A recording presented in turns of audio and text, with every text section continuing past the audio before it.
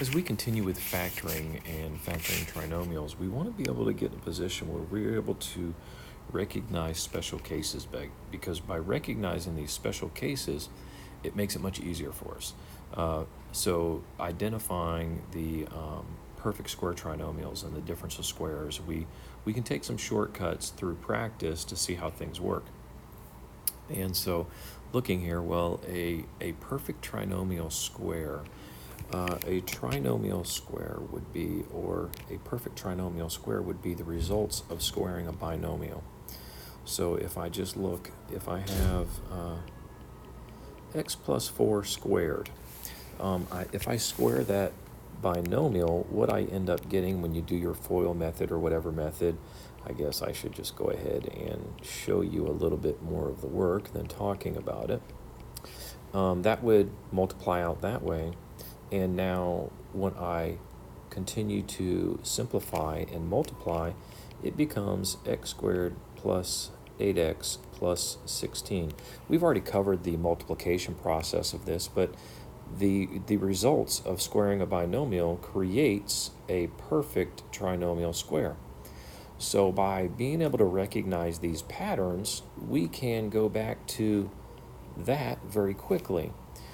You may notice, well, what did I end up having here? And I'm getting ahead of myself, but we started off with a plus b squared. So if I look at the result here, it looks like my leading term is going to be x squared. So x squared. And then my last term is going to be the b squared. So 4 squared is 16. So I see that pattern. Now the only thing that happens is we forget about the internal operations here, where we multiply x plus 4 and x plus 4, or x times 4 and x times 4, which ends up being 8x, which, if you think about it, this is a squared plus 2 times ab plus b squared. Of course, this being a plus b. And this pattern is what we're going to start to be able to see. So when I FOILed that out, I ended up with an a squared, a b squared, and then 2 times a times b. So with practice, we see these things forming, and then I'll cover difference of squares here momentarily. But so when I factor, I can see that I had a, what is this factored? I'm factoring this perfect trinomial square, so I can see that I have a x squared minus 12x plus, and this is going to be negative 6 squared. And we end up with x minus 6 times x minus 6. And I guess we should simplify that too. That could be x minus 6 squared.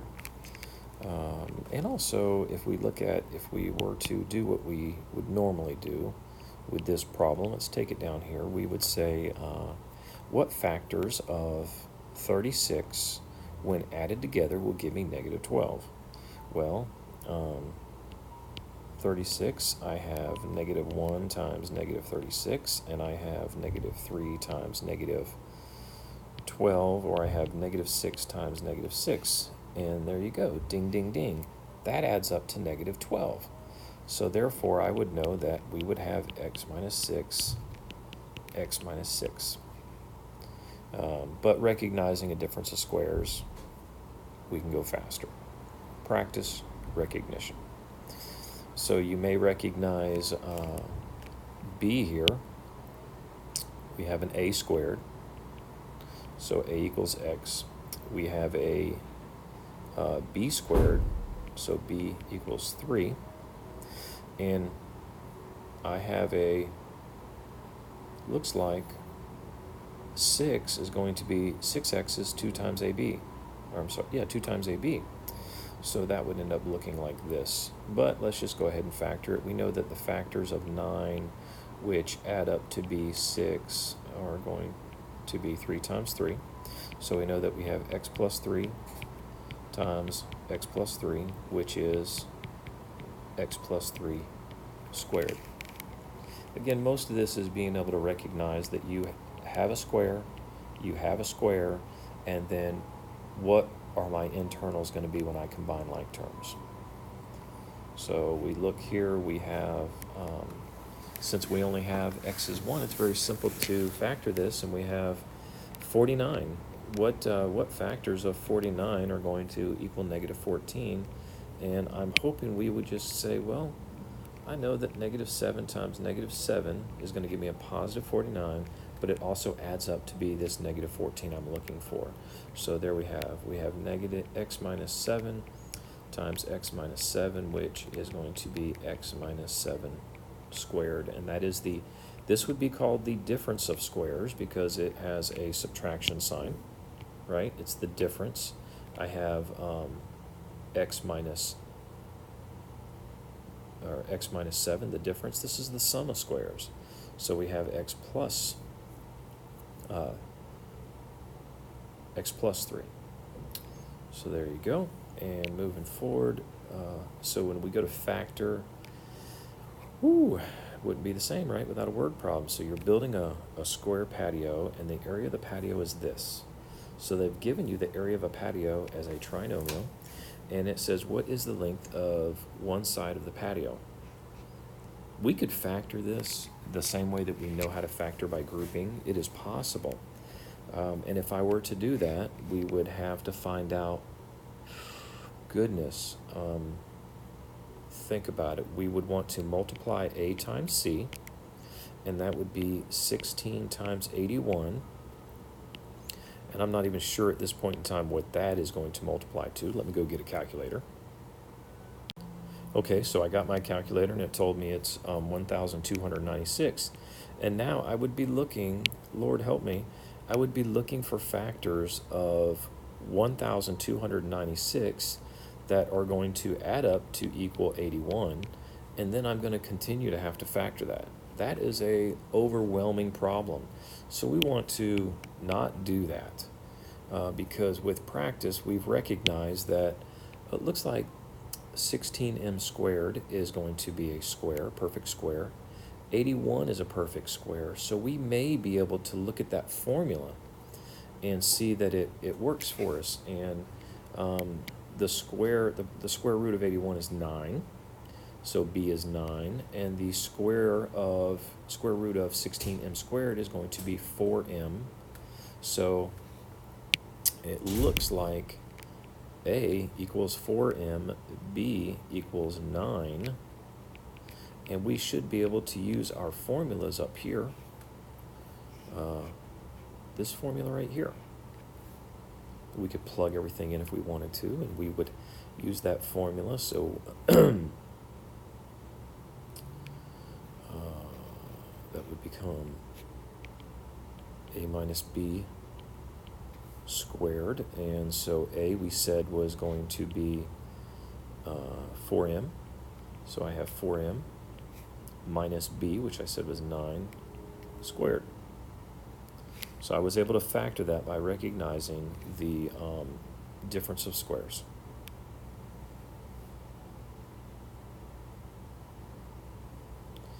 Let's see here. Digital images are composed of thousands of tiny pixels rendered as squares, and then suppose the area of one of these tiny pixels, A, area equals 4x squared plus 20x plus 5. What is the length of one side of the pixel? Well, we know that a square's area is going to be, the area of a square is one side times the other side, which is the side squared. So we could think of that as something squared. So we can turn around and say, wow, let's use this square. It looks like we might have the sum of squares and see if it works. Well, I know that 4x squared is going to be 2x squared, so then my a is 2x. 25 is going to be 5 squared. That would give me a b of 5. So if I use my formula, I should be able to see, I can see this is a squared plus 2ab plus b squared equals a plus b squared. So I just fill my blanks in. I said a is going to be 2x, so I have 2x plus b is 5, and squared. There's my factored form, and we wanted to know what is the length of one of those sides. Well, we said that the side, according to this, side squared, so side squared here is one side equals 2x plus 5. And there you have it. That's the length of that side. Okay, so moving on, recognizing the difference of squares. Okay, so the difference of squares, let's see, if I just pick one, and I'm going to say, well, I'm going to use that example that we're going to do next, and if I say I have v minus 100, and I want to factor that, well, I need to know that a times b, and I want those factors to sum up to, a times c, and I want those factors to sum up to b. Well, a is 1, b is, c is negative 100 times negative 100, and b, what value is b? Well, b in this case is going to be 0 because it doesn't appear. You know, it's not present. So we have negative 100, and what are the factors of negative 100 that will add up to be 0? And in order to get 0, you have to have opposites. So if I look at 100, 100 is 10 times 10, but since I have negative 100, I can have a positive 10 and a negative 10. Positive 10 and negative 10 equals 0, but it multiplies to get negative 100. So those are what I'm looking for, right? Those are my factors. So I should be able to say then here I have v plus 10, v minus 10. There you go. And what we can see is I have the difference of squares. So I have a square here and a square here, right here. The square here, and a square here, and it's the difference. We have a subtraction sign. So it looks like a squared is going to be v squared, and b is going to be 100.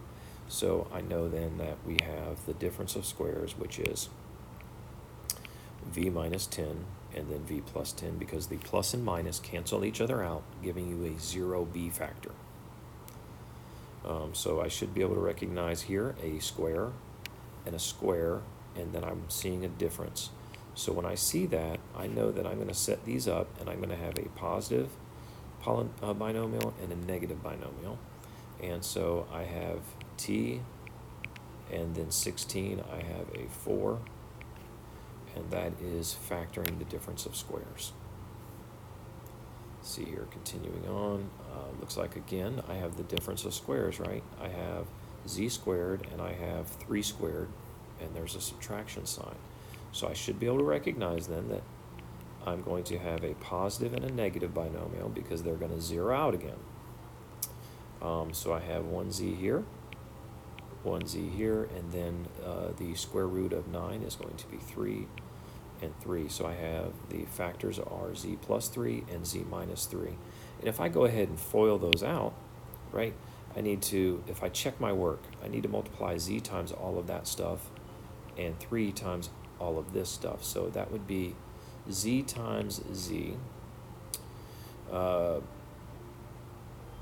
plus z times negative 3 plus 3 times z plus 3 times negative 3. Multiply that out, I get z squared plus a negative 3z plus a positive 3z minus 9. And here we go. 3z minus 3z is going to become 0, and we end up with z squared minus 9. There you go. I was able to check my work to see, hey, is this really working? So recognizing that pattern can greatly speed up the process of factoring. again, here we go. For D, we have 16x squared minus 81. So I have 16x squared. That's a square, a perfect square. 4x squared would, so. And then 81 is going to be 9 squared. And then I'm able to say, okay, well, I had a negative and a positive, and I have 4x minus 9 times 4x plus 9. All right, the biggest thing here is being able to recognize these squares. So going into E here, I have 25d squared minus 64. And this is going to be 5d squared. That is the same thing as 5d squared minus 64 is the same thing as 8 squared. So therefore you have the difference of squares.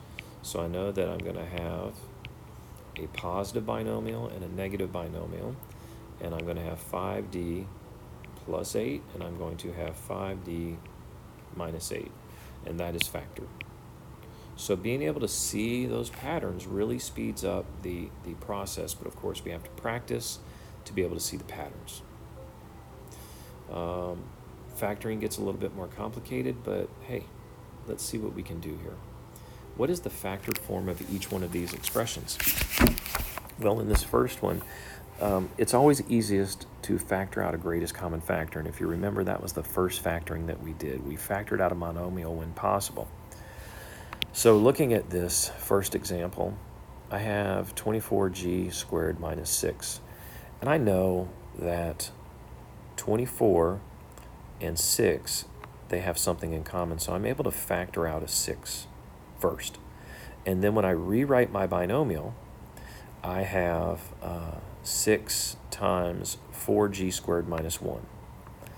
And hopefully looking at that, just visualizing what is in the brackets, right? What is right here, that is your difference of squares. We have 2g squared, so this is the same thing as 2g squared minus 1 squared. So we have the difference of squares. So I'm going to have 6 times one of the negative factor and a positive factor. So I was able to just rewrite as 6 times 2g minus 1 times 2g plus 1. And that is a factored trinomial because these two factors are now prime. Okay, continuing on. Looking at B, you should be able to recognize that they have something in common that we can factor out. So I know that both of these are divisible by 12, so I can factor out a 12. When I factor out a 12, that leaves behind a t squared minus 4. And I hope that you recognize that as a difference of squares.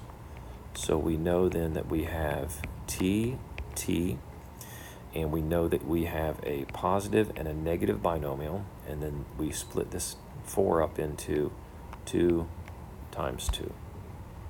And again, recognizing patterns really helps with the factoring process. And continuing on, I got 3 terms now. So it's not the difference of squares, but what I can do is say, hey, I got 12, and I got 3. So each one of my terms is divisible by 3. So I can factor out a 3 from the entire trinomial, and that leaves behind 4x squared plus 3x plus 1. And I don't know at this point in time if I'm able to do any additional factoring. Let's see, so I have 3 times a trinomial, which is 4x squared plus 3x plus 1. And if I need to see, can I factor that any further? So if I look at the AC method, right, a times c is going to be 4. And then I want them to equal b, and I want the factors to equal b, and b is going to be 3. So my factors of 4, I have 1 times 4, that's going to be 5, so that's not it. I have 2 times 2, that's going to be 4, so that's not it.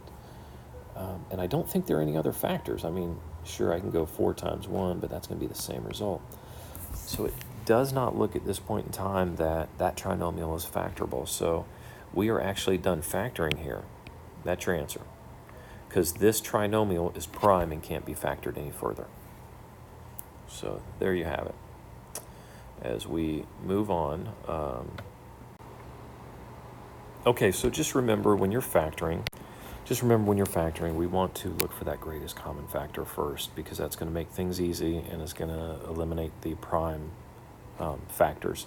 You could, of course, continue to factor without bringing out that greatest common factor first, but it's going to be much more difficult, and why make it more difficult on us? Good luck, and good luck on your assignment.